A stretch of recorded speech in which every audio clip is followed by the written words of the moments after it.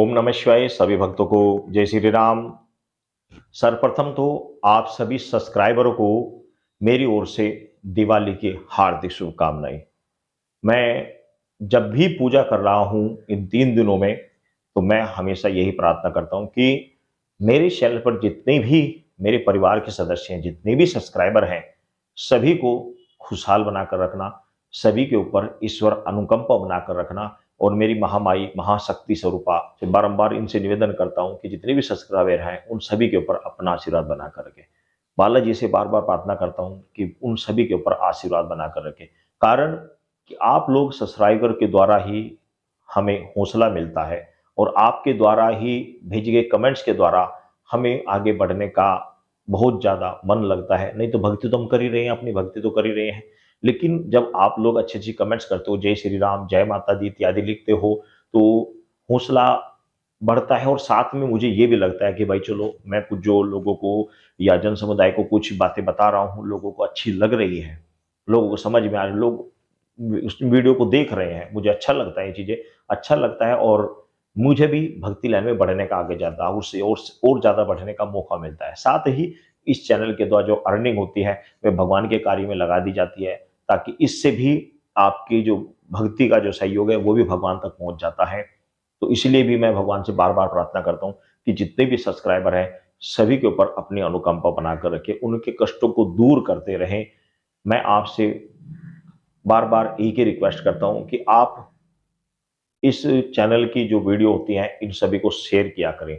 इसलिए क्या करें कि कुछ लोग ऐसे होते हैं कि जो अपने लिए कमाते हैं चैनल से, लेकिन मैं आपको बता दूं, मेरा अपना काम ही ठीक है। मेरा जो चैनल से अर्निंग होती है वो वास्तव में धार्मिक कार्यों के लिए होती है।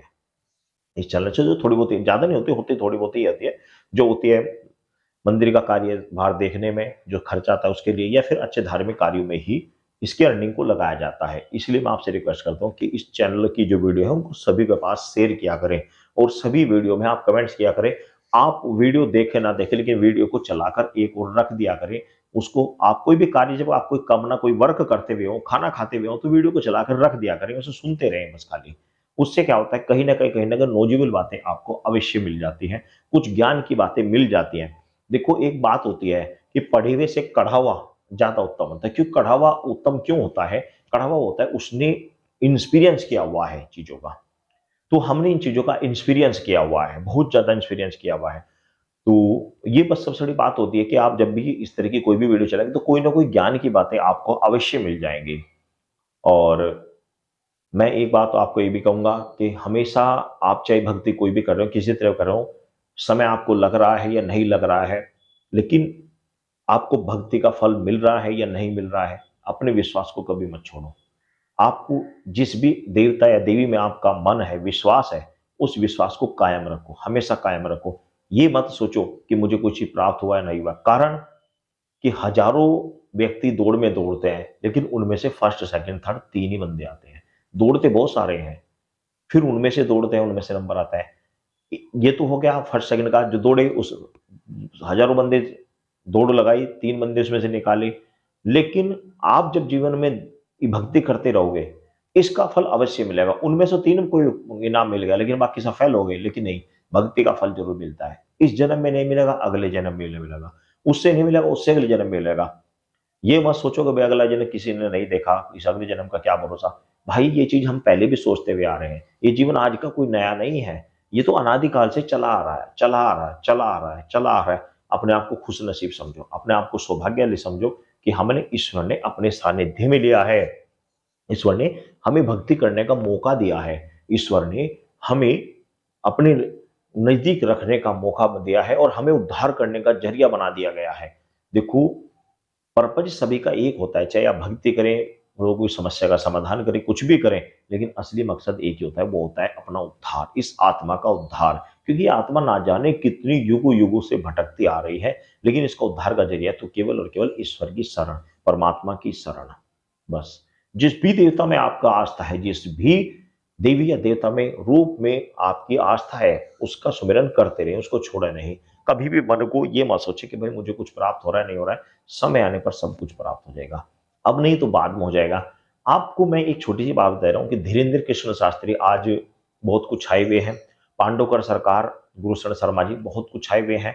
ऐसे ही हमारे गुरुदेव श्री प्रेमानंद जी महाराज आजकल बहुत छाए हुए हैं। तो इनको ये जो इनको पद मिला है, ये ऐसे नहीं मिला। इनको पद ऐसे नहीं मिला। इन पद के लेने के लिए, इन पद को प्राप्त करने के लिए ना जाने इन्होंने कितने जन्मों से इन्होंने जप तप किया होगा। वह फल इन्हें इस जन्म में आकर मिल गया। और एक बात आपको मैं इंटरेस्टिंग आपको और भी बता देता हूं कि प्रेमानंद जो महाराज जी थे, ये बचपन से 9 साल की अवस्था में से ही घर को त्याग दिया था, संन्यास का रूप धारण कर लिया था, भगवान की भक्ति में लीन हो गए थे। लेकिन सुख जाकर अब बुढ़ापे में मिला। देखो कमाल की बात, उससे पहले भक्ति लय में लगे रहे, ये भी छोड़ के बैठ सकते थे, लेकिन नहीं, लगे रहे। बुढ़ापे में जाकर भगवान ने ऐसी अनुकंपा की कि वाह जी वाह। आज बड़े से बड़ा कोई बिजनेसमैन हो, कोई व्यापारी हो, कोई नेता हो, अभिनेता हो, सभी जाकर चरण छूते हैं। सभी उनसे एक बार चाहते हैं कि उनका आशीर्वाद हमें मिल जाए। उनके मन में हर वक्त सिर्फ राधा रानी की जोत जली हुई है, सिर्फ राधा रानी की जोत जली हुई है। तो ये किसके कारण है? ये कई जन्मों के पुण्य कारण हो जाता है। ईश्वर की भक्ति का विशेष गुण यह है कि यदि आप ईश्वर की तरफ एक कदम बढ़ाते हैं तो ईश्वर आपकी तरफ 10 कदम बढ़ाते हैं। ये पता नहीं क्योंकि कौन से कदम में आपको ईश्वर की प्राप्त हो जाए, कौन से कदम में आपको सिद्धि प्राप्त हो जाए, कौन से कदम में आपको क्या प्राप्त हो जाए। इसलिए कदम बस बढ़ाते रहें। ये पता नहीं कि कौन से कदम में आपको क्या चीज प्राप्त हो जाए। एक बात, और दूसरी बात मैं आपको एक विशेष बात आपको बता दे रहा हूं, अपने जीवन की एक्सपीरियंस वाली गहरी बात बता रहा हूं कि जब बच्चा झूठा रोता है ना, झूठी वह वह करता रहता है, लेकिन माँ उसकी कभी नहीं सुनती नहीं। उसे पता है कि झूठी रो रहा है, ये झूठ रो रहा है, सब वास्तव में सच नहीं रो रहा है, वो अपने काम को करती रहेगी। लेकिन जब बच्चा वास्तव में रोएगा तो माँ कितना भी बड़ा काम कर रही है उसको छोड़ देगी, चाहे कितना भी कीमती काम हो, अपने बच्चे को आकर उठाएगी, अपने बच्चे को संभालेगी कि बच्चे को रो क्यों रहा है। बस इतनी बात से आप समझ लीजिए, मेरी बहुत गहरी बात बताई है मैंने आपको कि जब तक झूठी बच्चा रोता रहेगा तो माँ ध्यान नहीं देगी। माँ ध्यान जब देगी जब वास्तव में बच्चा सच्ची रोने रोएगा। बहुत गहरी बात बताई है मैंने इस बात को सर, मेरे जीवन का इंस्पिरेंस है ये, मेरी जीवन का इंस्पिरेंस सर, एक बार नहीं अनेकों बार है ये। एक बार दिल से कोशिश करके देखो, दिल से कोशिश करके देखो, दिल से कोशिश करके देखो, फिर देखो आप, सब कुछ आपके सामने है। सभी भक्तों को जय श्री राम।